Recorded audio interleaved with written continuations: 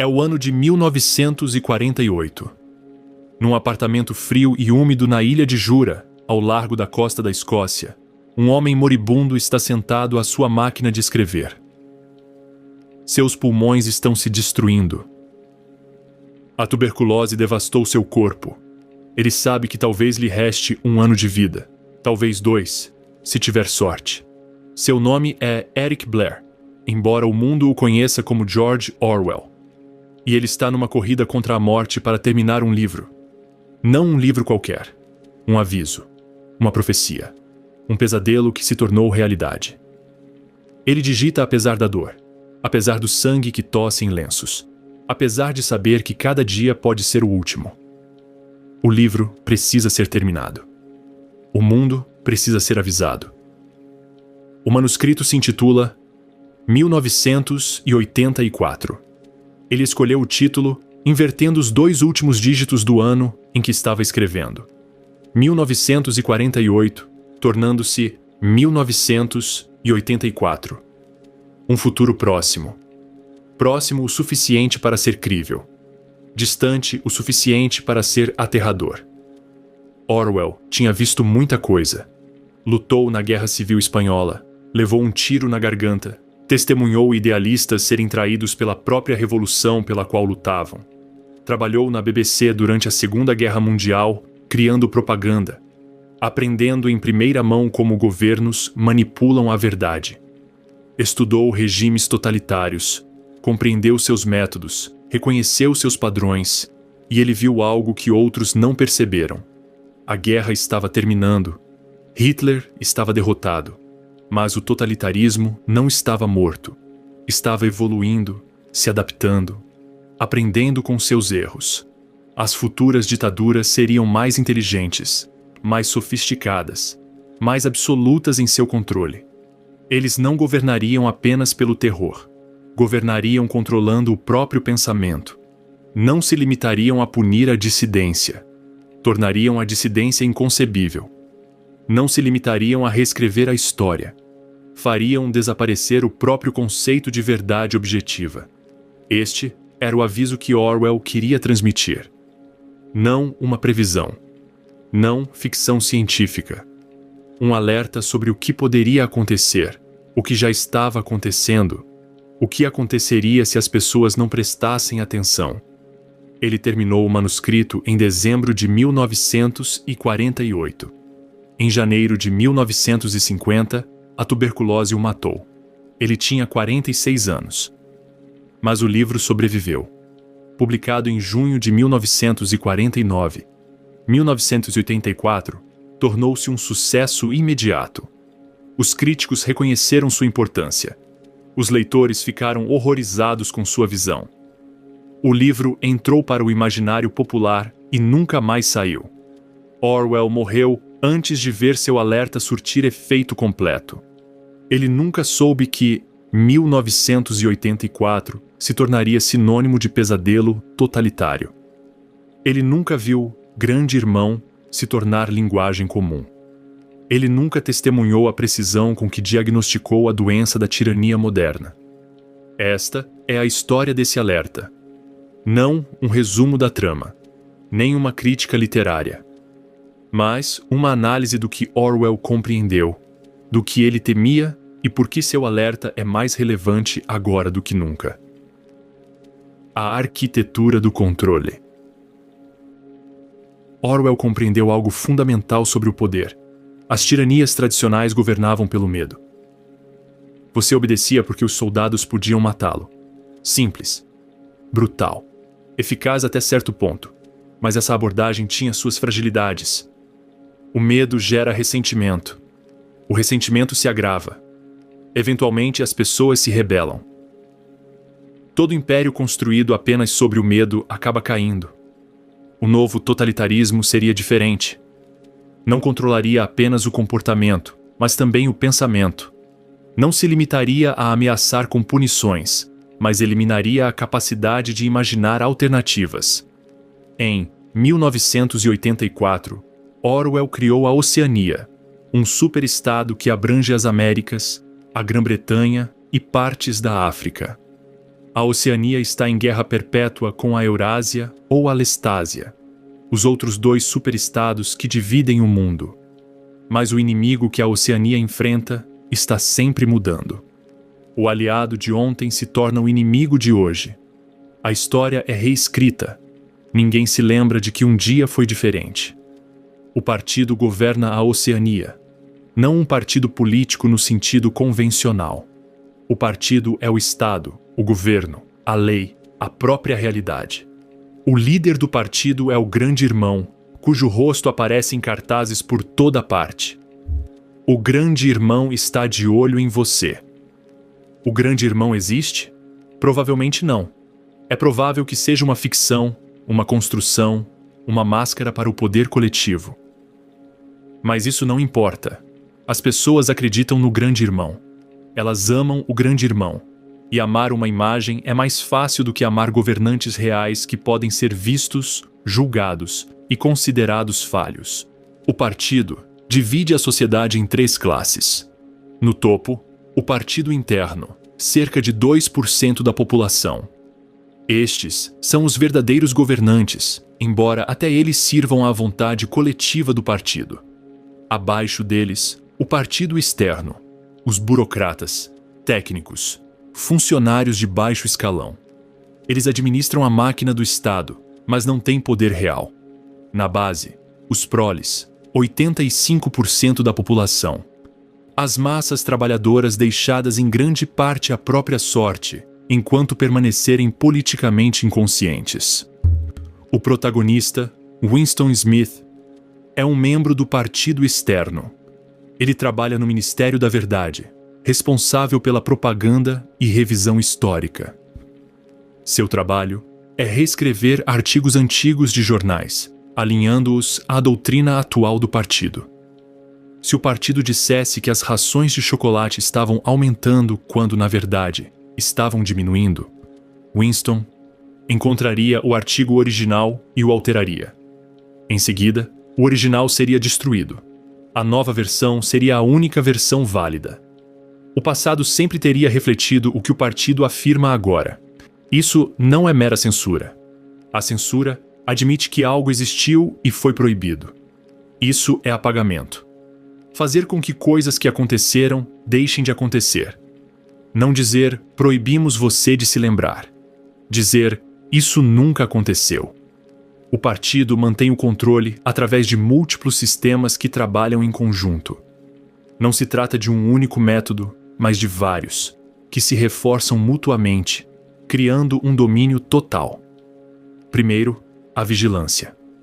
As teletelas estão em todas as casas, em todos os locais de trabalho, em espaços públicos. Elas transmitem propaganda constantemente, mas também observam, gravando tudo o que é dito, cada ação, cada expressão facial. Você nunca sabe quando alguém está observando, então deve presumir que alguém está sempre observando. A polícia do pensamento monitora sinais de deslealdade. Não apenas atos criminosos. O próprio pensamento. Uma expressão inadequada em um discurso de propaganda. Um momento de hesitação antes de aplaudir. Qualquer coisa que sugira dúvida interna. Crianças são incentivadas a delatar os pais. Cônjuges se traem. Nenhum relacionamento está a salvo. A confiança se torna impossível. Em segundo lugar, a guerra perpétua. A Oceania está sempre em guerra. A guerra consome recursos, justifica a escassez e cria o medo de inimigos externos. Mas a guerra não tem como objetivo ser vencida. Vencê-la significaria o fim da guerra, eliminando suas funções úteis. A guerra existe para manter um estado de emergência permanente, justificando o controle do partido. Os 3 superestados têm poder praticamente igual. Nenhum consegue derrotar os outros. Eles lutam por territórios disputados, num impasse interminável. Orwell sugere que eles podem até coordenar suas guerras, mantendo o conflito que beneficia os 3 grupos dominantes. A guerra também cria um inimigo. Os cidadãos são ensinados a odiar o inimigo atual com uma intensidade apaixonada. Então, Quando o inimigo muda, eles devem transferir imediatamente esse ódio. O partido afirma que a Oceania sempre esteve em guerra com um novo inimigo e sempre foi aliada do antigo. E as pessoas acreditam nisso. Elas precisam acreditar nisso. Duvidar é crime de pensamento. Terceiro, a escassez. Apesar da tecnologia avançada, a vida na Oceania é deliberadamente mantida em condições árduas. Os alimentos são racionados. Os produtos são de má qualidade. As moradias estão em ruínas. Isso não é um fracasso econômico. É uma questão de política. Por quê? Porque pessoas satisfeitas são perigosas. Pessoas com a barriga cheia e vidas confortáveis começam a pensar em liberdade, justiça, significado. Pessoas que lutam para sobreviver pensam apenas em sobreviver. Mantenha-as famintas, cansadas e focadas em suas necessidades básicas, e elas não questionarão o poder. Quarto, a destruição da linguagem. O partido está desenvolvendo a novilíngua, uma nova língua criada para tornar certos pensamentos impossíveis de expressar. Não apenas difíceis, impossíveis. As palavras são sistematicamente eliminadas ou simplificadas. Ruim torna-se não bom. Por que usar duas palavras quando uma só com um prefixo funciona? Excelente torna-se muito bom. As gradações desaparecem. A precisão se esvai. O vocabulário político é cuidadosamente controlado. Não existe uma palavra para liberdade no sentido político. A palavra existe apenas em afirmações como: este cachorro está livre de piolhos. Liberdade como um direito abstrato, algo que os humanos merecem. Esse conceito não tem expressão. Orwell compreendeu que a linguagem molda o pensamento.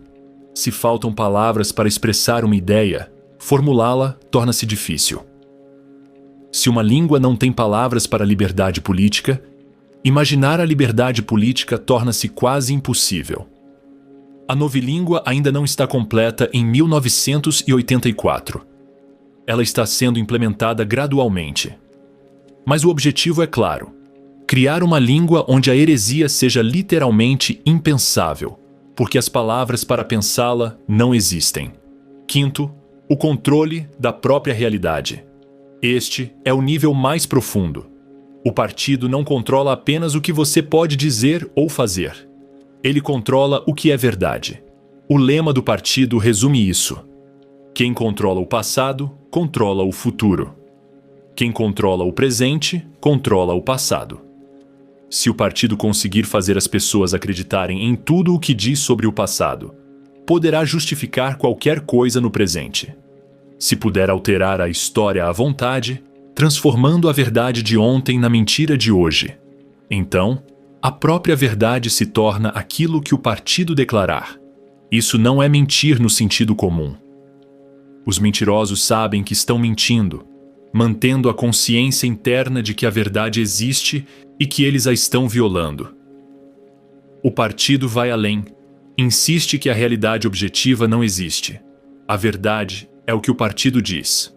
Se o partido diz que 2 mais 2 é igual a 5, então 2 mais 2 é igual a 5. Não como uma mentira, como verdade. Esta é a arquitetura de controle que Orwell idealizou. Não a brutalidade crua, mas sim uma dominação sofisticada, multifacetada e total da própria consciência humana. O Ministério da Verdade. Winston Smith trabalha no Ministério da Verdade, chamado Mini-Verdade na novilíngua. O nome é uma duplicidade orwelliana. O Ministério da Verdade não busca nem protege a verdade. Ele fabrica mentiras. Existem 4 ministérios. O Ministério da Paz conduz a guerra. O Ministério da Abundância administra a escassez. O Ministério do Amor lida com a tortura. E o Ministério da Verdade controla a informação. Essas inversões não são acidentais. Elas refletem a abordagem do partido em relação à realidade. As palavras significam o que o partido diz que significam. Os conceitos existem apenas como o partido os define. A própria linguagem torna-se uma arma usada contra a clareza, empunhada para confundir em vez de comunicar. O trabalho de Winston é simples na descrição, mas complexo nas implicações. Diariamente, ele recebe documentos, artigos de jornal, discursos, registros, qualquer coisa publicada no passado. Sua tarefa é alterá-los para que correspondam às posições atuais do partido. Se o partido previu abundância, mas há escassez, a previsão anterior deve ser alterada para ter previsto escassez. Nesse caso, o partido estava certo o tempo todo. Se o partido declarou alguém herói e essa pessoa foi declarada traidora, todos os registros que mencionam essa pessoa devem ser corrigidos, removendo ou invertendo o elogio. Os documentos originais são destruídos, jogados em buracos da memória, incinerados. As novas versões tomam o seu lugar. O passado é reescrito, literalmente, continuamente. Isso não é propaganda ocasional. É sistemático. Todos os dias. Em todos os documentos. Em todas as alegações. Toda a história está sendo constantemente ajustada para atender às necessidades do presente. E o sistema funciona. A maioria das pessoas não percebe. Elas não têm acesso aos originais. Não conseguem comparar as alegações de hoje com as evidências de ontem. Lembram-se vagamente de que algo era diferente, mas não conseguem provar. E a memória é falha. Talvez estejam enganadas. Talvez o partido esteja certo. Torna-se mais fácil aceitar a versão do partido do que manter uma realidade paralela na própria mente. Orwell compreendeu que a história é poder. Os grupos que controlam a narrativa histórica controlam a forma como as pessoas entendem o presente.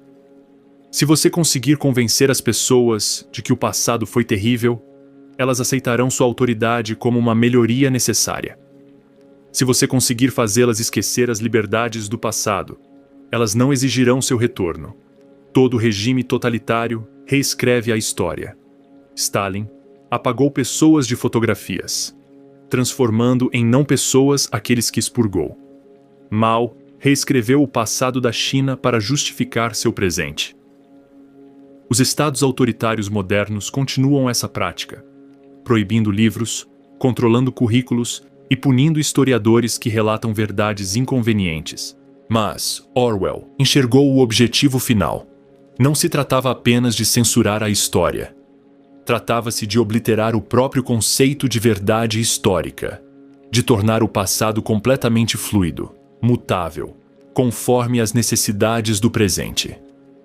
Winston desempenha uma função peculiar dentro desse sistema. Ele é habilidoso em reescrever a história de forma convincente. Consegue pegar uma situação complexa e elaborar revisões que soam plausíveis. Tem um talento especial para mentiras que parecem verdades, mas esse talento o torna perigoso. Para reescrever a história, é preciso entender que se está reescrevendo-a. É preciso manter duas versões em mente simultaneamente, a real e a revisada. Isso cria dissonância cognitiva. E a dissonância cognitiva gera dúvida. Winston começa a duvidar. Não abertamente, não conscientemente a princípio, mas pequenas rebeldias começam. Ele mantém um diário, escrevendo em um nicho de seu apartamento, onde a teletela não consegue ver. Escrever em si já é uma rebeldia. Ter pensamentos privados, sem supervisão, é uma rebeldia. Ele escreve: abaixo o grande irmão. Só de escrever essas palavras já é uma sentença de morte. Se for descoberto, ele será vaporizado, apagado da existência, seu nome deletado de todos os registros, sua vida apagada como se nunca tivesse existido. Mas ele escreve mesmo assim, porque a alternativa é aceitar a realidade do partido. E uma parte de Winston não consegue aceitá-la. Uma pequena chama de sanidade permanece, insistindo que a verdade existe, que 2 mais 2 é igual a 4, independentemente do que o partido afirme. Este é o primeiro alerta de Orwell. O totalitarismo exige a cooperação daqueles que o implementam. Toda tirania precisa de burocratas, técnicos, funcionários, milhões de pessoas comuns realizando as pequenas tarefas que mantêm o sistema. A maioria obedecerá, mas alguns duvidarão. E essas dúvidas são a fragilidade da armadura. A questão que se coloca é: pode a dúvida sobreviver? Pode a mente individual manter a sanidade perante a loucura coletiva? Pode a realidade objetiva resistir a um ataque organizado? A destruição da privacidade. A privacidade é a base do pensamento independente. Quando você está sozinho, verdadeiramente sozinho, sem ninguém te observando, sua mente fica livre. Você pode ter pensamentos proibidos, sentir emoções proibidas, imaginar alternativas. O partido entende isso. A privacidade deve ser eliminada. As teletelas conseguem isso. Elas observam constantemente. Não podem ser desligadas. Todas as casas, todos os locais de trabalho, todos os espaços públicos contêm teletelas. Você nunca sabe se alguém está observando, então deve presumir que alguém está sempre observando. Isso cria uma autocensura mais eficaz do que qualquer censura externa. Você se monitora. Você controla suas próprias expressões. Você se torna seu próprio carcereiro. Mas a vigilância vai além. As crianças são treinadas para observar os pais e denunciar comportamentos suspeitos. Os espiões, uma organização juvenil do partido, incentivam as crianças a trair a lealdade familiar. Elas aprendem que a lealdade ao partido transcende todos os outros laços. Orwell baseou-se em práticas totalitárias reais. A Rússia soviética incentivava as crianças a delatarem os pais. A Alemanha nazista tinha a juventude hitlerista. Esses não foram casos isolados. Foram tentativas sistemáticas de destruir a família como uma fonte concorrente de lealdade. A família é perigosa para o totalitarismo. A família cria laços mais fortes do que a ideologia. Os pais ensinam aos filhos valores independentes da doutrinação estatal. A família oferece refúgio, um espaço onde as máscaras podem cair, onde os verdadeiros sentimentos podem emergir. O partido não pode tolerar isso. Todo relacionamento deve servir ao partido. Até mesmo o casamento existe apenas para a reprodução. O amor é suspeito. A paixão é perigosa. A única paixão aceitável é aquela dirigida ao grande irmão, ao partido, ao inimigo eterno. Winston não tem amizades verdadeiras. Amizade implica confiança, e confiança é impossível sob vigilância. Ele tem conhecidos, colegas, mas ninguém com quem possa conversar honestamente. Ele está isolado em meio à multidão. Sozinho, mas nunca em privacidade. Esse isolamento é deliberado. Indivíduos isolados não conseguem se organizar. Não conseguem coordenar a resistência. Não conseguem nem mesmo confirmar se suas dúvidas são compartilhadas. Cada um que duvida pensa que está sozinho, que todos os outros acreditam, que ele é o único que questiona. Isso cria a ilusão de apoio unânime ao regime. Todos veem todos os outros aparentemente se conformando, participando, acreditando. Ninguém percebe que os outros também estão fingindo, também duvidando, também presos em uma resistência privada que não ousam expressar. Orwell compreendeu que o totalitarismo prospera na atomização, não na separação física dos indivíduos, mas na sua separação psicológica. Pode-se viver entre milhões e ainda assim estar completamente sozinho, se não for capaz de formar laços humanos genuínos. A tecnologia moderna de vigilância tornou a visão de Orwell mais plausível do que ele poderia ter imaginado. As teletelas pareciam algo improvável em 1949. Hoje, as câmeras estão por toda parte. Nossos telefones rastreiam nossa localização. Nosso histórico de navegação é monitorado. Perfis em redes sociais revelam nossos pensamentos. O reconhecimento facial pode nos identificar em meio à multidão. A tecnologia para vigilância abrangente existe. Se ela será usada como Orwell temia, dependerá de escolhas sociais. decisões políticas e resistência cultural. Mas a capacidade é real. Orwell também compreendeu que a vigilância altera o comportamento, mesmo sem que as pessoas tenham consciência disso. Estudos mostram que as pessoas agem de forma diferente quando sabem que estão sendo observadas. Elas se conformam mais, assumem menos riscos e reprimem ideias incomuns. Só o fato de saber que a vigilância é possível já cria um efeito arrepiante. Não é preciso vigiar todo mundo o tempo todo. Basta que as pessoas acreditem que podem estar sendo vigiadas. Essa é a genialidade da teletela. Você não consegue saber quando ela está ativa. Então, você precisa sempre se comportar como se estivesse.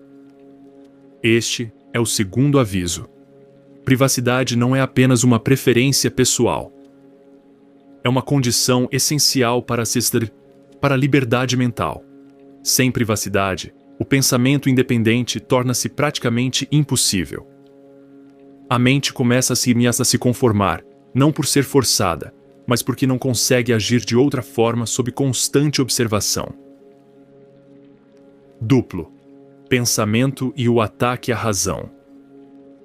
O partido exige algo aparentemente impossível: que as pessoas acreditem nas contradições.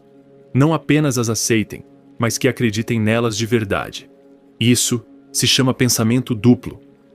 É a capacidade de sustentar duas crenças contraditórias simultaneamente e aceitar ambas como verdadeiras. Os slogans do partido personificam o pensamento duplo. A guerra é a paz. A liberdade é a escravidão.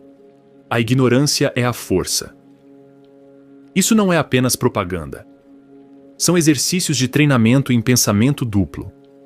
Ao aceitar contradições óbvias, os cidadãos aprendem a abandonar a lógica, a renunciar à razão, a acreditar em tudo o que lhes dizem, independentemente das evidências. Como isso funciona? Orwell explica através de Syme, colega de Winston, entusiasta da novilíngua. Duplo pensar significa a capacidade de manter duas crenças contraditórias na mente simultaneamente e aceitar ambas. O intelectual do partido sabe em que direção suas memórias devem ser alteradas. Portanto, sabe que está manipulando a realidade. Mas, pelo exercício do duplo pensar, também se certifica de que a realidade não está sendo violada. O processo precisa ser consciente, ou não seria realizado com precisão suficiente, mas também precisa ser inconsciente, ou traria consigo um sentimento de falsidade e, consequentemente, de culpa. Isso é sofisticado. Você precisa mentir conscientemente enquanto acredita inconscientemente na mentira.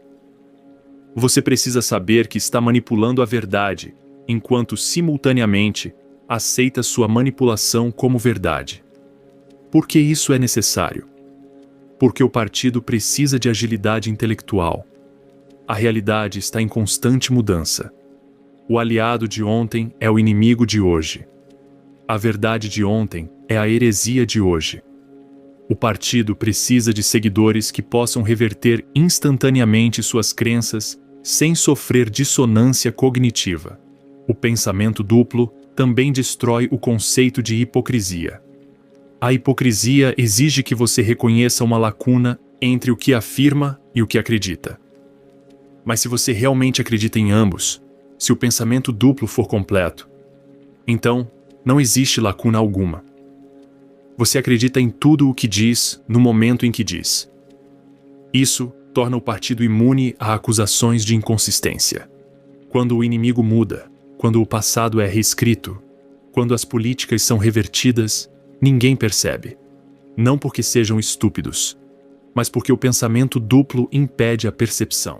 Orwell reconheceu que o totalitarismo exige a destruição do pensamento lógico. Se as pessoas conseguem pensar logicamente, elas podem identificar contradições. Elas podem comparar afirmações com evidências. Elas podem perceber quando a realidade não corresponde à propaganda. A lógica é perigosa. Portanto, a lógica deve ser eliminada.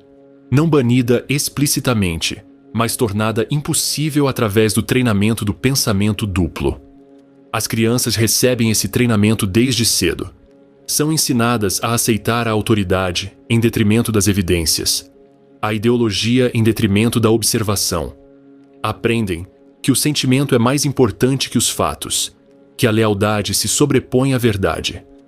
Na idade adulta, a maioria dos membros do partido são praticantes experientes do pensamento duplo. Eles internalizaram o processo. Ele opera automaticamente. Eles já não percebem quando aceitam contradições. Winston luta contra o pensamento duplo. Seu trabalho exige isso. Ele precisa saber que está mudando o passado, enquanto acredita que o passado sempre foi como ele o constrói. Mas algo dentro dele resiste. Ele não consegue completar a ginástica mental. Ele mantém a teimosa crença de que a verdade objetiva existe. Isso o torna perigoso. O partido não tolera pessoas que se mantêm fiéis à realidade objetiva. Elas são portadoras de sanidade em um mundo de loucura organizada. São infecções que podem se espalhar. A advertência de Orwell aqui é sutil.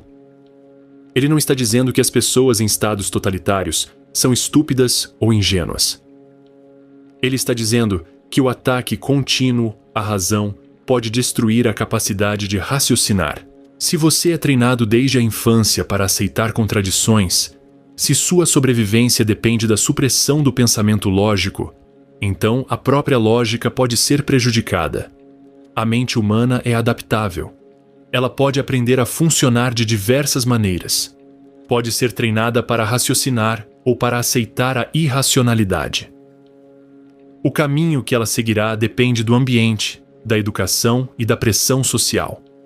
As sociedades modernas enfrentam esse perigo constantemente.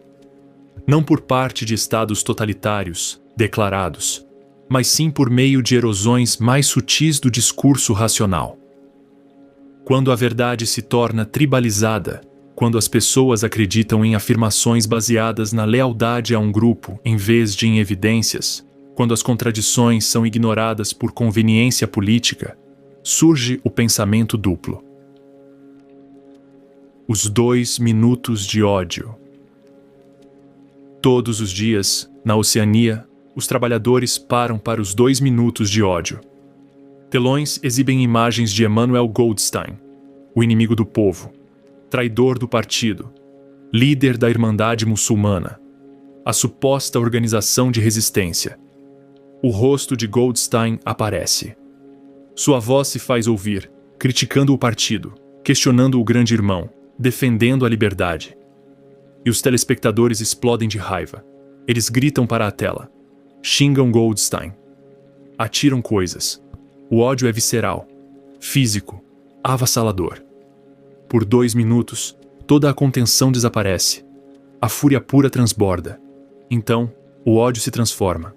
O rosto do grande irmão aparece. A raiva se transforma instantaneamente em adoração, amor, gratidão. Eles cantam o nome do grande irmão. Choram de devoção.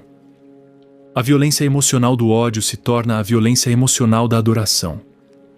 Orwell compreendeu algo sobre a psicologia humana que outros ignoraram.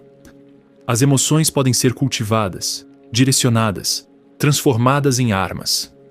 É possível treinar pessoas para sentirem emoções específicas sob comando. Os 2 minutos de ódio cumprem múltiplas funções. Primeiro, servem como válvula de escape. Pessoas que vivem sob opressão acumulam frustração, ressentimento e raiva. Isso não pode ser direcionado ao partido, mas precisa ser canalizado para algum lugar. Os 2 minutos de ódio o direcionam para o inimigo oficial. Em segundo lugar, cria coesão de grupo. O ódio compartilhado une as pessoas. Quando todos ao seu redor estão gritando contra Goldstein, você se sente conectado a eles. Você faz parte do grupo, unido contra o inimigo comum. Em terceiro lugar, treina a lealdade reflexiva. A mudança repentina do ódio para o amor é um exercício de obediência emocional. Você aprende a sentir o que lhe mandam sentir, quando lhe mandam sentir. Winston participa, apesar de suas dúvidas. Ele grita com Goldstein. Ele clama por um grande irmão. Não porque queira, mas porque a ausência seria notada. E ser notado é perigoso. Mas durante o ódio, algo acontece. Winston repara numa rapariga de cabelos escuros, uma mulher com quem trabalha. Já a tinha visto antes, sempre a encarando com suspeita, supondo que fosse uma membro entusiasta do partido, possivelmente até da polícia do pensamento. Mas por um instante, durante o ódio, sua máscara cai. Winston vê um ódio genuíno cruzar seu rosto. Não ódio por Goldstein. Ódio pelo grande irmão, pelo partido, por toda a farsa. Ou será que viu mesmo? Será que viu mesmo? Ou será que imaginou? Essa é a incerteza que o totalitarismo cria. Você não pode confiar nas suas próprias percepções. Todos podem estar sendo sinceros. Ou todos podem estar fingindo. Não há como saber. O nome da garota é Julia. Eventualmente, ela se aproximará de Winston, dirá que o ama e revelará que também é rebelde. Mas não agora. Agora, ela é apenas um vislumbre de possível dissidência, ou possível armadilha, ou possível ilusão. Orwell baseou os 2 minutos de ódio em fenômenos reais. Estados totalitários organizam regularmente manifestações de massa, denúncias públicas e expressões ritualizadas de lealdade e ódio. Esses eventos não são espontâneos, mas sim orquestrados. Na Alemanha nazista, havia comícios onde milhares gritavam lealdade a Hitler, ódio aos judeus e adoração ao Estado. Na Rússia soviética, julgamentos públicos eram realizados, nos quais multidões exigiam a pena de morte para supostos traidores. Na China maoísta, sessões de autodefesa eram realizadas, onde os acusados eram submetidos a denúncias em massa. Esses rituais desempenham funções psicológicas que vão além de seus óbvios propósitos políticos. Eles normalizam emoções extremas. Fazem com que a violência pareça justificada. Confundem a linha divisória entre a consciência individual e a coletiva. Existem equivalentes modernos. Os linchamentos virtuais nas redes sociais desempenham funções semelhantes. Um inimigo é designado. A multidão ataca. Todos participam, demonstrando lealdade, extravasando frustrações e criando laços através da raiva compartilhada. Então, o alvo muda, e o aliado de ontem se torna a vítima de hoje. Os 2 minutos de ódio são o alerta de Orwell sobre a emoção orquestrada. Quando os governos podem desencadear sentimentos em massa sob comando, quando a raiva e o amor se tornam reflexos em vez de respostas autênticas, a autonomia emocional individual desaparece. Você deixa de ser uma pessoa que sente e se torna um instrumento que é tocado. Crime, de pensamento e a polícia do pensamento. Na Oceania, o pior crime é o crime de pensamento. Não as ações. Os pensamentos. Você pode ser preso, torturado, morto por ter pensamentos proibidos. Não por dizê-los, mas por pensá-los. Como os pensamentos podem ser detectados? Através da vigilância, sim. Através da observação por teletela, mas também através da análise comportamental. A polícia do pensamento observa os sinais. Uma expressão inadequada. Falar dormindo. Um momento de hesitação antes de comemorar. Eles também incentivam a traição. Seu vizinho pode denunciá-lo. Seu colega de trabalho. Seu cônjuge. Seus filhos. Todos são potenciais informantes. A confiança se torna impossível. Winston sabe disso. Ele sabe que manter um diário é um crime de pensamento. Ele sabe que suas dúvidas são um crime de pensamento. Ele sabe que um dia, provavelmente em breve, a polícia do pensamento virá atrás dele. A questão não é se, mas quando. Isso cria uma psicologia peculiar. Winston já é culpado. Ele já cometeu crimes que merecem a morte, mas ainda não foi pego. Ele existe num espaço entre o crime e o castigo. Culpado, mas livre, condenado, mas ainda em liberdade. Ele começa a questionar a Irmandade, a suposta organização de resistência liderada por Goldstein. Será que ela existe mesmo? Ou é apenas um mito criado pelo partido? Uma armadilha para atrair potenciais dissidentes? Se a Irmandade existe, como alguém se junta a ela? Você não pode procurá-la. Procurá-la levantaria suspeitas. Você precisa esperar ser abordado. Mas será que você será abordado por rebeldes genuínos ou pela polícia do pensamento? Essa incerteza é paralisante. Qualquer ação pode ser uma armadilha. A inação garante que nada mudará. Winston está preso, incapaz de não fazer nada, incapaz de fazer qualquer coisa com segurança. Orwell compreendeu que o crime de pensamento não exige uma polícia do pensamento para ser eficaz. O conceito em si já gera paralisia. Se os próprios pensamentos são criminosos, então é preciso monitorar a própria mente constantemente. Você se torna seu próprio torturador, examinando cada movimento mental em busca de sinais de heresia. Este é o nível mais profundo de controle. A vigilância externa monitora o comportamento. A repressão ao pensamento força você a se vigiar, a patrulhar sua própria consciência, a se tornar cúmplice da sua própria opressão. As sociedades modernas flertam com esse conceito. Não por meio de leis oficiais contra crimes de pensamento, mas por meio de mecanismos sociais. Certos pensamentos se tornam indizíveis. Não ilegais, mas capazes de acabar com a carreira. As pessoas aprendem a suprimir ideias proibidas, não porque o governo as prenderá, mas porque serão socialmente destruídas. Isso cria uma autocensura mais eficaz do que qualquer lei de censura. Você não precisa da polícia para impor o controle do pensamento se a sociedade fizer isso por você. Orwell percebeu esse perigo. Ele viu que a liberdade de expressão significa pouco se certos pensamentos tornam alguém inelegível para emprego, incapaz de publicar seus textos, intocável. A liberdade legal combinada com a punição social cria, de fato, um crime de pensamento. O aviso é claro. O crime de pensamento não precisa ser codificado para ser real. Quando o pensamento interno se torna sujeito ao julgamento externo. Quando as pessoas precisam esconder o que realmente acreditam. Quando a sinceridade se torna perigosa. O crime de pensamento chegou, tenha ou não um nome. Winston e Julia. Winston acaba por se aproximar de Julia, a garota morena do departamento de ficção. Ela lhe entrega um bilhete no Ministério da Verdade. Eu te amo. Amor. A coisa mais perigosa. Mais perigosa que o ódio.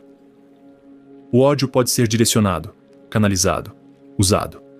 O amor cria lealdade independente do partido. Eles começam a se encontrar secretamente. Arriscado, aterrorizante, necessário. Alugam um quarto acima de uma loja de antiguidades no bairro dos Proletários, um lugar sem teletela. Por horas a fio, tem privacidade, sem serem observados, livres.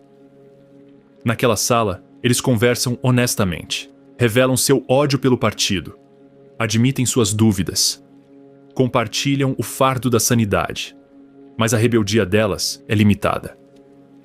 Julia não tem interesse em derrubar o partido. Ela não se importa com ideologia ou política. Ela só quer pequenas liberdades, pequenos prazeres, pequenos atos de desafio. Winston é diferente. Ele quer mais. Ele quer acreditar que a resistência organizada é possível. Ele quer que a Irmandade seja real, que lute contra o partido, que preserve a verdade. São tipos diferentes de rebeldes. Julia é prática, focada na sobrevivência pessoal e em pequenas liberdades. Winston é idealista, preocupado com a verdade abstrata e a resistência sistemática. Orwell está querendo dizer algo. Existem diferentes formas de dissidência. Algumas pessoas resistem vivendo o mais plenamente possível dentro das limitações. Outras resistem lutando contra as próprias limitações. Nenhuma das duas está errada, mas elas não são a mesma coisa. E o totalitarismo compreende ambos os tipos, tendo estratégias para cada um. Júlia representa a rebeldia existencial. Ela não desafia o sistema diretamente. Ela simplesmente se recusa a ser completamente consumida por ele. Ela encontra espaços, momentos, maneiras de permanecer humana apesar de tudo. Esse tipo de resistência é sustentável. Você pode praticá-la por anos, mantendo a sanidade, preservando a si mesmo. Mas ela não ameaça o regime. O partido pode tolerar a não conformidade individual, desde que ela permaneça oculta, privada e contida. Winston representa a rebelião ideológica. Ele quer desafiar os fundamentos do sistema. Ele quer que a verdade objetiva sobreviva. Ele quer que a história seja preservada. Ele quer a queda do partido. Esse tipo de resistência é perigoso, mas frágil. Ela te transforma em alvo. E se você for pego, você se quebra. O amor deles é real. Isso importa. Num mundo criado para impedir conexões humanas autênticas, eles a conquistam. Brevemente. Incompletamente. Mas, genuinamente. O sexo faz parte da rebeldia deles. O partido trata o sexo como puramente reprodutivo. O prazer é suspeito. A paixão é perigosa. O sexo deve ser um dever, sem alegria, mecânico. Winston e Julia ressignificam o sexo como prazer, como conexão, como afirmação da humanidade. Seus corpos se tornam território que o partido não controla. Mas o relacionamento está fadado ao fracasso. Ambos sabem disso. Um dia a polícia do pensamento chegará. Seu crime será descoberto. Eles serão separados, torturados, destruídos. Eles tentam se preparar. Prometem trair um ao outro. Sob tortura, dirão qualquer coisa, farão qualquer coisa. Aceitam isso. O que esperam é que, mesmo que traiam externamente, consigam preservar algo interno. Algum núcleo que permaneça leal. Essa esperança é ingênua. Eles ainda não entendem o que os aguarda.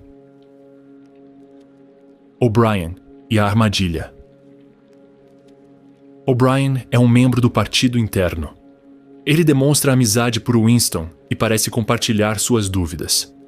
Winston acaba se convencendo de que O'Brien faz parte da Irmandade. Certo dia, O'Brien convida Winston para seu apartamento, supostamente para lhe dar um dicionário de novilíngua.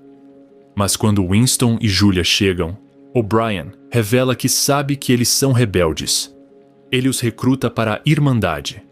Ele entrega a Winston um livro, supostamente escrito por Goldstein, que explica como o partido mantém o poder. Winston o lê avidamente, finalmente compreendendo o sistema em que vive. O livro explica que o partido busca o poder por si só, não para construir uma utopia, não para criar igualdade, apenas para exercer o poder, dominar, controlar. O livro explica que os 3 superestados mantêm guerras perpétuas deliberadamente. A guerra consome recursos que poderiam, de outra forma, melhorar a vida das pessoas. Ela justifica-te a escassez, mantém o medo e impede a perigosa satisfação que advém da paz. O livro explica-te a estrutura de classes. Os altos querem permanecer onde estão. Os médios querem derrubar os altos. Os baixos querem apenas o mínimo de dignidade. Movimentos revolucionários ocorrem quando os médios recrutam os baixos para derrubar os altos. Mas, uma vez bem-sucedidos, os novos altos traem os baixos, estabelecendo uma nova hierarquia. O partido resolveu esse ciclo. Ele impede que a classe média mobilize a classe baixa, mantendo-a politicamente inconsciente. Os proletários são alimentados com entretenimento, álcool, jogos de azar e distrações baratas. Eles são mantidos ocupados com a sobrevivência. Jamais desenvolvem consciência política. Entretanto, o partido mantém o centro, o partido externo, sob vigilância. Qualquer membro que demonstre ambição ou pensamento independente é eliminado. Isso impede desafios internos. O resultado é um totalitarismo estável, capaz de perdurar indefinidamente. Winston lê isso e sente-se justificado. Suas dúvidas são confirmadas. O sistema é exatamente tão ruim quanto ele suspeitava. Ele não está louco. A realidade é como ele a percebe. Mas essa vindicação é uma armadilha. O'Brien não é um rebelde. Ele é da polícia do pensamento. A Irmandade pode nem existir. Ou, se existe, O'Brien não faz parte dela. Tudo foi uma armação. O recrutamento, o livro, tudo foi planejado para atrair rebeldes e fazê-los se rebelarem. Quando a polícia do pensamento finalmente chega, Winston não se surpreende. Ele já os esperava. Julia e Winston são presos, levados para o Ministério do Amor e separados. Winston nunca mais verá Julia, pelo menos não de uma forma significativa. O amor deles, a rebeldia, a esperança, tudo está prestes a ser sistematicamente destruído. O Ministério do Amor. O Ministério do Amor é onde o partido quebra as pessoas. Não apenas pune, quebra. Destrói-as completamente e depois as reconstrói como membros leais do partido. Winston é preso, torturado e submetido à fome. Mas a tortura física é apenas o começo. O partido quer mais do que submissão. Quer crença genuína. O'Brien supervisiona a tortura de Winston. Ele é paciente, metódico, quase bondoso. Explica o que está acontecendo. O partido está salvando Winston de si mesmo, curando-o da doença da sanidade. O'Brien ensina Winston a pensar 2 vezes. Ele mostra 4 dedos a Winston e pergunta quantos são.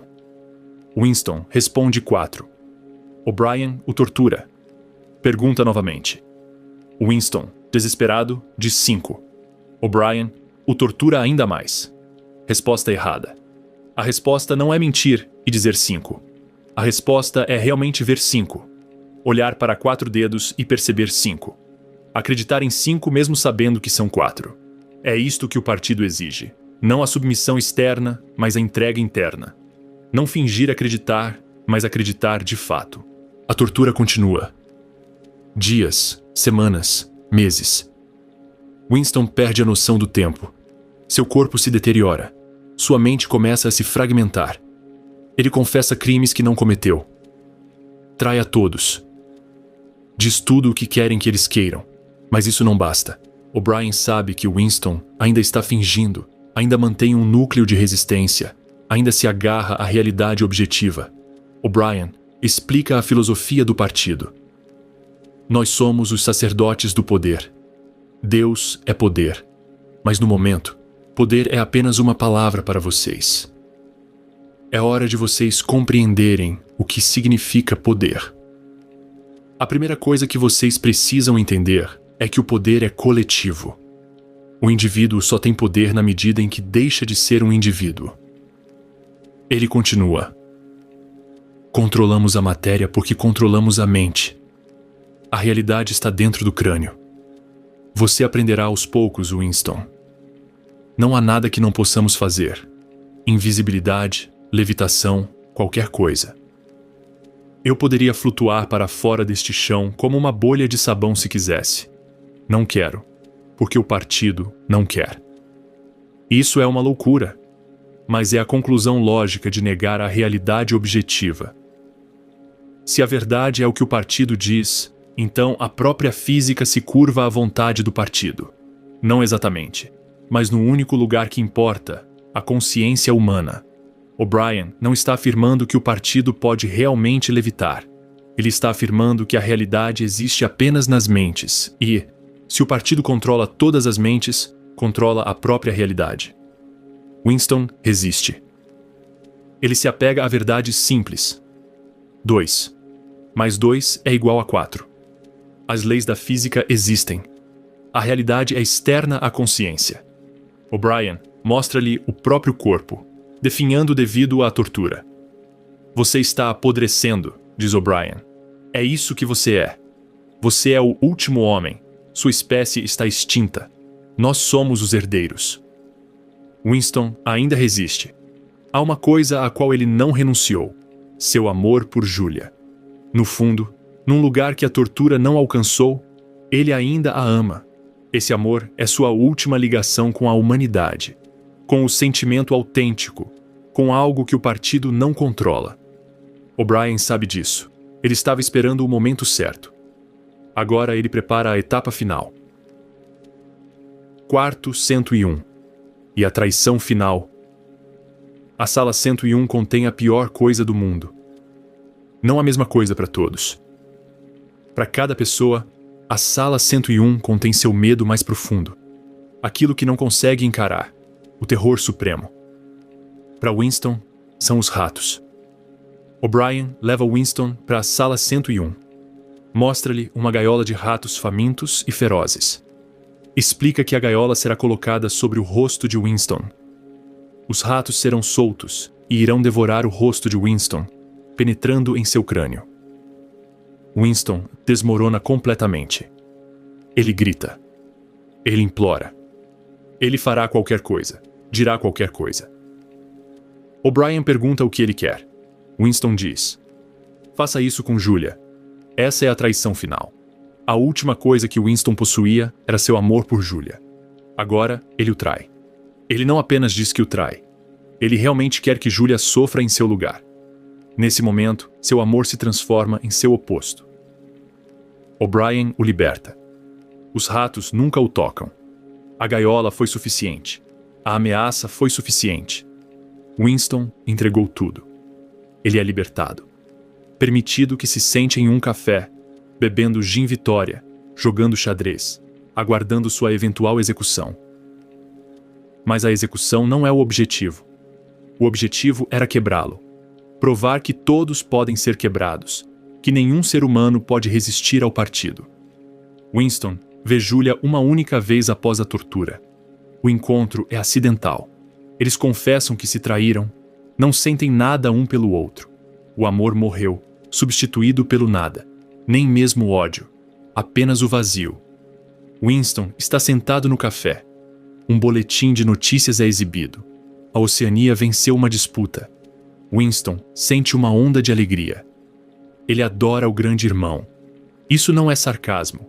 É literal. Winston foi completamente destruído e reconstruído. Ele realmente ama o grande irmão agora. Sua resistência foi apagada. A pessoa que ele era está morta. O que resta é uma casca vazia que serve perfeitamente ao partido. O livro termina com a frase: ele amava o grande irmão. Essas 4 palavras estão entre as mais arrepiantes da literatura. Elas representam a vitória total do totalitarismo sobre o espírito humano. Não se trata apenas de matar Winston, mas de matar tudo o que Winston era e substituir por aquilo que o partido queria que ele fosse. A mensagem de Orwell é clara. Com tempo, recursos e controles suficientes, o totalitarismo pode destruir qualquer um. Não existe um espírito humano indestrutível. O alcance totalitário é limitado. Se um regime conseguir realmente isolar você, controlar seu ambiente e se dedicar à sua destruição, ele terá sucesso. Esta é a parte mais sombria da advertência de Orwell. Ele não está dizendo que a resistência é inútil. Ele está dizendo que a resistência por si só é insuficiente. A única defesa contra o totalitarismo é impedi-lo de alcançar o poder absoluto em primeiro lugar. Uma vez que ele te tenha, uma vez que você esteja no Ministério do Amor, é tarde demais. O aviso foi prorrogado. Orwell terminou 1984, acreditando que estava descrevendo um futuro possível. Ele não sabia que também estava descrevendo o presente, não perfeitamente, mas de forma reconhecível. A União Soviética sob Stalin já havia alcançado muito do que Orwell descreveu.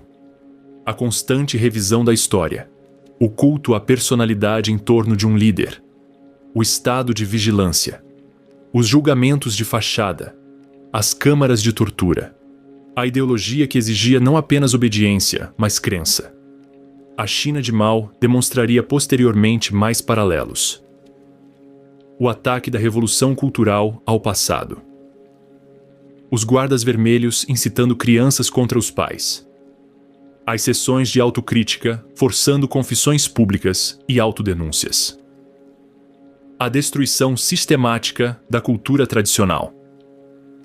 A Coreia do Norte de hoje representa a visão de Orwell concretizada. Uma ditadura hereditária que mantém o controle total da informação. Cidadãos ensinados a venerar o líder como um deus. Nenhuma informação externa é permitida. A própria realidade é cuidadosamente construída. Mas a advertência de Orwell vai além dos estados totalitários mais evidentes. Ele temia que as sociedades democráticas também pudessem tender aos padrões que ele identificou, não por meio de golpes repentinos, mas por meio de uma erosão gradual. A vigilância se expande. Cada expansão é justificada. Combater o terrorismo. Prevenir o crime. Proteger crianças. Cada justificativa parece razoável.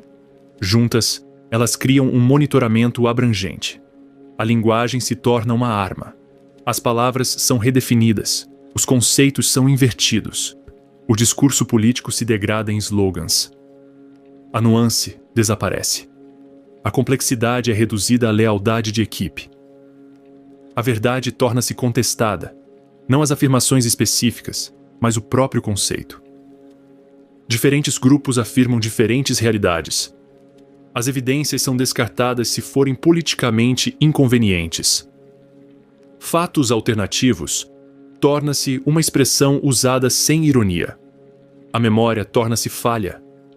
Não porque a história seja ativamente reescrita, mas porque a sobrecarga de informação dificulta lembrar o que aconteceu ontem, muito menos no ano passado. O passado se torna turvo. Apenas o presente permanece nítido. A emoção se torna ferramenta política. A indignação é fabricada. O ódio é direcionado. 2 minutos de ódio se transformam em 2 horas de noticiário na TV a cabo. Rolagem infinita nas redes sociais. Estimulação constante de raiva e medo. Essas sociedades não são idênticas à Oceania de Orwell. Sociedades democráticas possuem proteções que estados totalitários não têm. Imprensa livre. Partidos de oposição. Judiciário independente. Sociedade civil. Tudo isso importa enormemente. Mas Orwell compreendeu que o totalitarismo é uma direção, não apenas um destino. As sociedades podem caminhar nessa direção sem necessariamente alcançá-lo por completo. E cada passo nessa direção facilita o próximo. O alerta não é: estamos vivendo em 1984. O alerta é: podemos deslizar rumo a 1984 se não estivermos vigilantes, se aceitarmos cada pequena erosão, se normalizarmos o que deveria nos alarmar. Tecnologia e paralelos modernos. Orwell escreveu antes dos computadores, antes da internet, antes dos smartphones. Suas teletelas eram rudimentares em comparação com a tecnologia de vigilância moderna. No entanto, sua visão parece mais plausível agora do que quando ele a escreveu. Os smartphones rastreiam nossa localização constantemente. Aplicativos monitoram nosso comportamento. Plataformas de mídia social analisam nossos pensamentos por meio de nossas postagens. Empresas de análise de dados compilam perfis mais detalhados do que qualquer polícia secreta conseguiria. O reconhecimento facial pode nos identificar em meio a multidões. Leitores de placas de veículos rastreiam nossos movimentos. Metadados de nossas comunicações revelam nossas redes sociais, nossos hábitos, nossos segredos. Essa tecnologia não é inerentemente totalitária. Depende de quem a controla e com que propósito. Sociedades democráticas podem ter vigilância e ainda manter a liberdade se houver supervisão. Se a lei limitar o poder do governo e se os cidadãos puderem se opor. Mas a tentação está sempre presente. De expandir a vigilância um pouco mais, de monitorar um pouco mais de perto, de intervir um pouco mais cedo. Cada expansão parece justificada isoladamente. O sistema de crédito social da China demonstra um caminho possível. Os cidadãos são monitorados constantemente. O comportamento é pontuado. Pontuações altas conferem privilégios. Pontuações baixas acarretam restrições. O sistema molda o comportamento por meio de reforço positivo e negativo, criando conformidade sem coerção óbvia. Não se trata da bota bruta de Orwell, esmagando para sempre um rosto humano. Trata-se de um controle sofisticado, baseado em dados e algorítmico, que parece quase suave mesmo quando aperta cada vez mais. As nações ocidentais observam com preocupação, mas também com curiosidade. Será que sistemas semelhantes poderiam resolver problemas sociais? Reduzir a criminalidade? Melhorar a saúde pública? A tecnologia existe. A questão é se devemos usá-la. A advertência de Orwell continua válida. A tecnologia de vigilância não é neutra. Ela altera a relação entre cidadão e Estado. Mesmo que usada de forma benevolente hoje, cria uma infraestrutura que poderá ser usada indevidamente amanhã. As pessoas que constroem sistemas de vigilância podem ter boas intenções. As pessoas que herdam esses sistemas podem não ter. E desmantelar um sistema de vigilância abrangente é muito mais difícil do que impedir sua construção. A linguagem e a corrupção do discurso. Orwell temia a destruição da linguagem. Não que a linguagem desaparecesse, mas que fosse degradada, simplificada, transformada em arma, até que o pensamento claro se tornasse impossível. A novilíngua era o exemplo fictício que ele havia criado. A realidade moderna oferece exemplos reais. A linguagem política torna-se cada vez mais vazia. Os políticos falam em frases ensaiadas em grupos focais, slogans testados em pesquisas de opinião, abstrações sem sentido, liberdade, segurança, valores, palavras que soam importantes, mas comunicam pouco. A linguagem técnica obscurece a realidade. Interrogatório aprimorado, em vez de tortura. Danos colaterais, em vez de civis mortos. Aumento da receita, em vez de aumento de impostos. Uma linguagem que esconde o que supostamente descreve. A linguagem tribal substitui a linguagem precisa. As palavras tornam-se marcadores de equipe. É possível identificar a tribo política de alguém pelos termos que utiliza. As palavras deixam de transmitir informações e passam a sinalizar lealdade. Orwell escreveu um ensaio intitulado Política e a Língua Inglesa, publicado em 1946, antes de 1984. Nele, argumentou que a linguagem pouco clara possibilita o pensamento pouco claro, e o pensamento pouco claro possibilita a manipulação política. Ele defendia uma linguagem simples, direta e honesta. Prefira palavras concretas a abstratas. Prefira palavras curtas a longas. Nunca use uma palavra complicada quando uma simples servir. Se puder cortar uma palavra, corte-a. Suas regras não eram meras preferências estilísticas. Eram mecanismos de defesa contra a manipulação. A linguagem clara resiste ao mau uso. A linguagem vaga o convida. O discurso moderno frequentemente viola todos os princípios de Orwell. Usamos eufemismos constantemente. Preferimos abstrações complexas a especificidades concretas. Enchemos frases com palavras desnecessárias.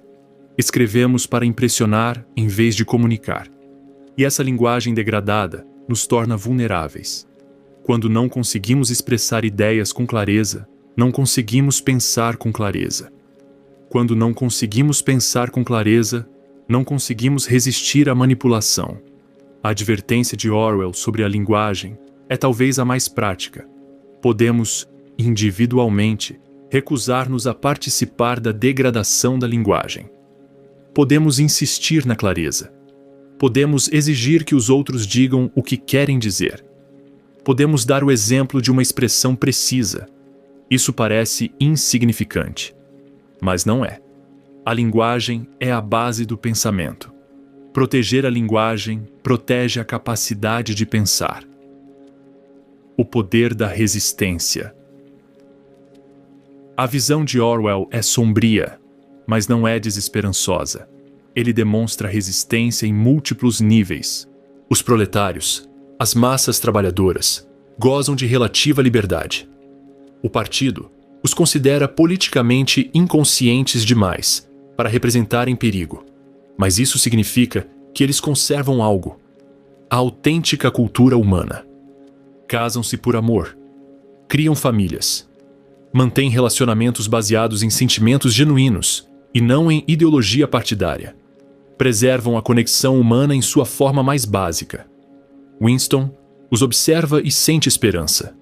Enquanto os proles permanecerem humanos, pensa ele, a humanidade sobreviverá. Se algum dia eles se conscientizarem politicamente, se organizarem, se recusarem a se submeter, o partido não poderá detê-los. São muitos. Seu poder potencial é avassalador. Mas os proletários nunca se organizam. Falta-lhes educação, liderança e ideologia. Têm o potencial, mas não a capacidade de concretizá-lo. Essa é a ideia de Orwell. A resistência potencial não significa nada sem organização. As massas têm poder, mas o poder disperso é impotente. Somente a resistência organizada, dirigida e consciente importa. Dentro do partido, Winston e Julia representam a resistência individual. Pequena, privada, fadada ao fracasso, mas real. Eles se recusam a se render internamente, mesmo quando a submissão externa é necessária. Isso importa. Mesmo que falhem, mesmo que sejam apanhados e derrotados. A sua resistência afirma que a dissidência é possível. O totalitarismo quer parecer totalitário. Quer que todos acreditem que todos os outros acreditam. Cada instância de dúvida, mesmo que oculta, desafia essa ilusão. O livro que Goldstein supostamente escreveu e que O'Brien entrega a Winston representa resistência intelectual. Compreender como o poder funciona é, em si, uma forma de resistência. Mesmo que a Irmandade seja uma ficção, mesmo que o livro seja uma armadilha, a análise que ele contém é precisa. Conhecimento é resistência. Compreender os mecanismos totalitários torna você mais difícil de manipular. Você enxerga as técnicas. Você reconhece os padrões. Você não se deixa enganar tão facilmente. Orwell também sugere resistência através da preservação do passado. Winston tenta manter um diário, um registro que o partido não pode controlar. Isso é inútil no caso dele. Mas o impulso é correto. O totalitarismo exige o controle da história. Portanto, preservar a história autêntica é uma forma de resistência. Cada documento salvo, cada testemunho registrado, cada verdade mantida contra as mentiras oficiais enfraquece o poder totalitário. Os dissidentes modernos entendem isso.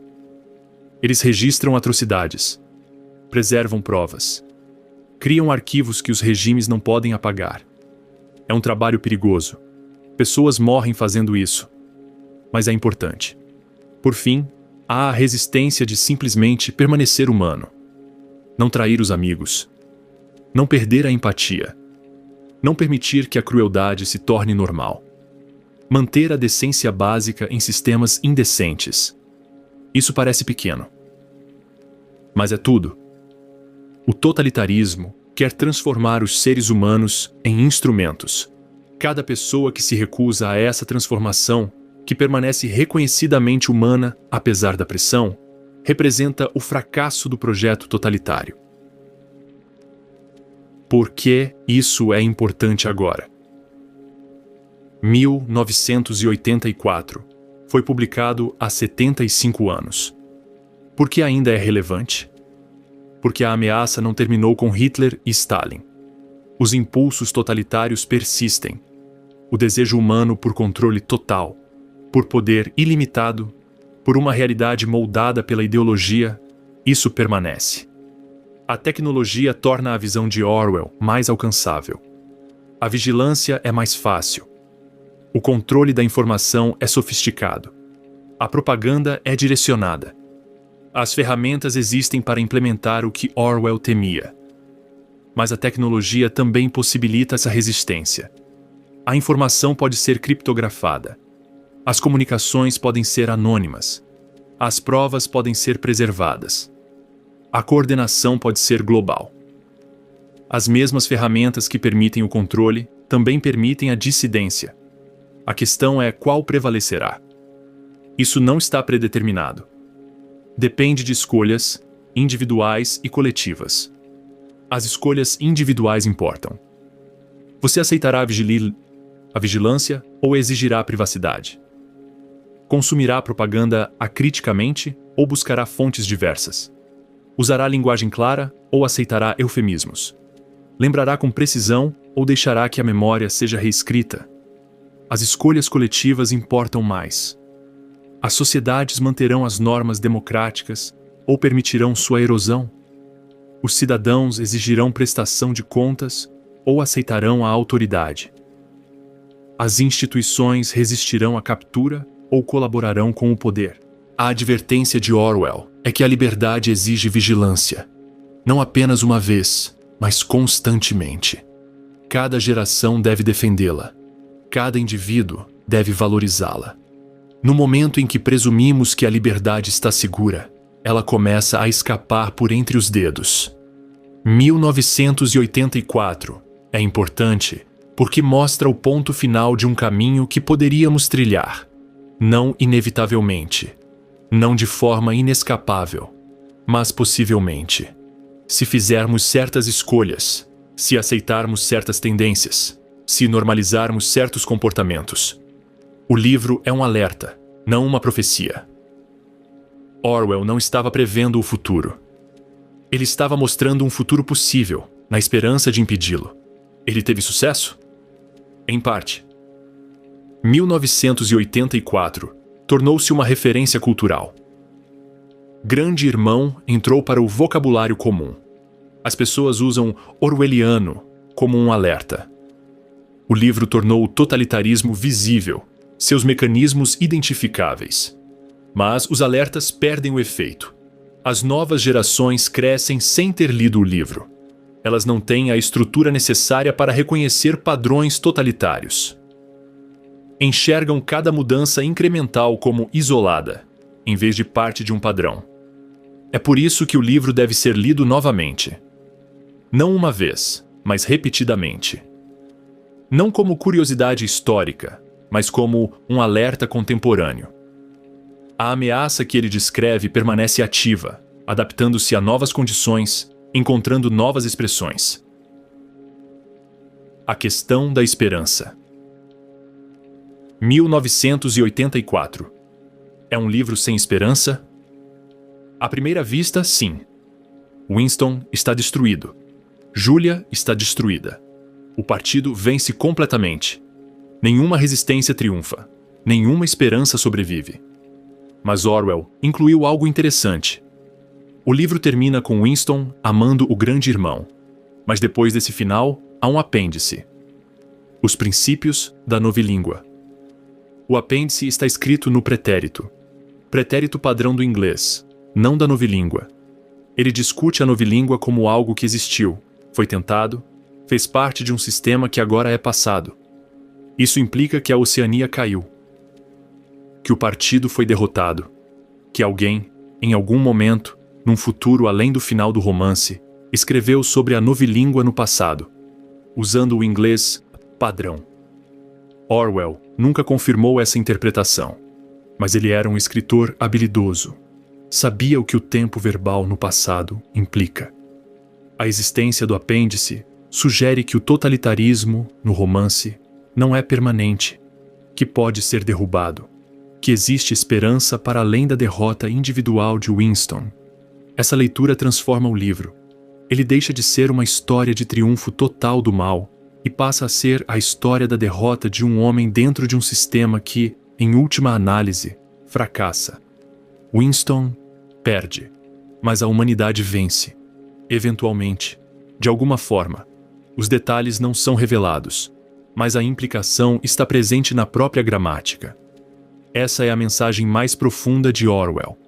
O totalitarismo pode destruir indivíduos, pode vencer temporariamente, pode manter o poder por gerações, mas não pode durar para sempre. Sistemas construídos sobre mentiras desmoronam. Regimes que negam a realidade acabam fracassando. A verdade tem um poder que perdura além de qualquer regime. Isso não é otimismo ingênuo. Orwell sabia que esperar o colapso do totalitarismo não é uma estratégia viável. As pessoas sofrem nesse ínterim. Vidas são destruídas. Gerações são perdidas. O custo de tolerar a tirania é imenso. Mas a resistência também não é inútil. O apêndice sugere que a resistência, em algum lugar, de alguma forma, acaba por triunfar. Não através das ações de um único herói, mas sim através da pressão acumulada, da lenta erosão do poder totalitário e da eventual ruptura. Isso dá propósito à resistência, mesmo quando o sucesso parece impossível. Você pode não viver para ver a liberdade. Suas ações específicas podem falhar. Mas você contribui para uma vitória final, parte de um padrão maior, um fio em um tecido que está sendo feito ao longo do tempo. As questões permanentes. Orwell nos deixou com perguntas que ainda temos dificuldade em responder. Será que a verdade objetiva pode sobreviver a um ataque? Ou será que a realidade depende tanto do consenso social que controlar mentes suficientes controla a própria realidade? Será que a privacidade pode sobreviver à vigilância tecnológica? Ou devemos aceitar que a privacidade é um fenômeno histórico temporário, que existe brevemente entre a aldeia e o banco de dados? Pode a democracia sobreviver sem cidadãos informados? Ou a propaganda moderna torna impossível a cidadania informada? Pode a liberdade sobreviver sem igualdade? Ou a desigualdade corrompe inevitavelmente a democracia, permitindo que a riqueza compre o poder? Será que a humanidade pode sobreviver a um poder ilimitado? Ou será que o poder sempre corrompe aqueles que o detêm, tornando os mecanismos de controle e equilíbrio uma necessidade eterna? Essas não são perguntas que Orwell respondeu. São perguntas que ele levantou, desafios que ele lançou aos seus leitores. Cada geração terá que responder a essas perguntas novamente. As respostas não são permanentes. O que preserva a liberdade em uma época pode ser insuficiente em outra. A vigilância deve se adaptar às novas ameaças, mantendo os princípios fundamentais. 1984 nos fornece a linguagem para discutir essas questões. Oferece uma estrutura para reconhecer padrões totalitários e serve de alerta sobre os caminhos que certos sistemas podem seguir. Mas isso não nos diz exatamente o que fazer. Essa é a nossa responsabilidade. Orwell nos mostrou o perigo. Precisamos encontrar a solução. Conclusão. George Orwell morreu em janeiro de 1950, 8 meses após a publicação de 1984. Ele jamais soube o impacto total que seu alerta teria. Jamais viu o livro se tornar um dos romances mais influentes do século XX. Mas ele não teria ficado satisfeito. Ele não escreveu o livro para criar literatura. Ele o escreveu para impedir um futuro específico. E esse futuro não foi impedido em todos os lugares. Ele se concretizou em alguns lugares, foi vislumbrado em outros e ameaçado em muitos mais. O alerta continua urgente. Talvez até mais urgente do que quando Orwell o escreveu. As ferramentas de controle são mais sofisticadas. As técnicas são mais sutis. Os perigos são menos óbvios, mas não menos reais. Vivemos numa época de acesso à informação sem precedentes e de confusão sem precedentes sobre a verdade. Temos tecnologia que nos permite tanto liberdade quanto controle. Enfrentamos tanto um potencial extraordinário quanto um perigo extraordinário. O alerta de Orwell nos ajuda a navegar neste momento. Ele nos ensina a valorizar a privacidade, a clareza, a verdade, a memória e a humanidade. Mostra-nos o que perdemos quando abdicamos dessas coisas. Lembra-nos que a liberdade exige defesa ativa. O ano de 1984 chegou e passou. A data específica nunca foi o ponto principal. Orwell a escolheu arbitrariamente, invertendo os dígitos do ano em que escreveu a obra. O verdadeiro alerta não dizia respeito a uma data no calendário, mas a uma condição possível, uma forma de organizar a sociedade, uma relação entre poder e verdade. Essa advertência permanece. Permanecerá enquanto os humanos buscarem poder sobre outros humanos.